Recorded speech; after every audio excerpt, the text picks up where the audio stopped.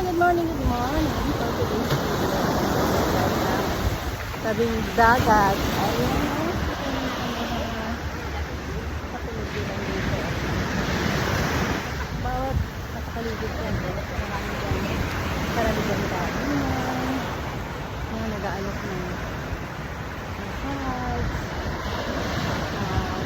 Marami rin mga souvenirs. Pero mas marami doon sa probinsya. Maraming naglalakad kasi dito. Ganda talaga pagka malapit sa dagat. At nakakatuwa sa dagat, sa city. Ano ito? Ito nagpaganda dito.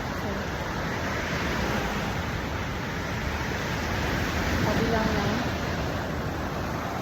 Yung gilid ng dagat yung mga hotel. Kainan. Ayan. Kita nyo marami nagdadaan din. Highway, nandiyan lang. Kaya pagka nakasakay ka, may sasakyan ka, kita mo na itong dagat. Napakaganda. Ayan na.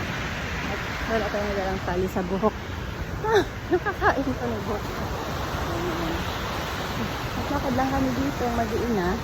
Ayun yung aking ako. Nakarel. At yun ang dilaw. Yan aking bunso. Yung panganay ko, ayun, tabi ng Marcana. Naka-pitch.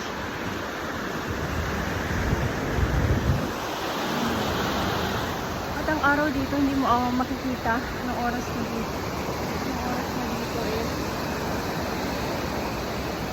7:30. Yan yung nakataas yung araw. Tapos, ang nasisinagan lang doon, doon lang sa gitna ng dagat. Dito sa kapaligiran, wala pang araw. Napakaganda. Thank you so much. Samahan niyo kami dito sa aming paglalakbay dito sa Danang, Vietnam. Actually, ano na namin ngayon? This is the last day kasi 5 days kami dito. Ito 5 days tomorrow morning. Uuwi na kami. Ayan, maraming salamat.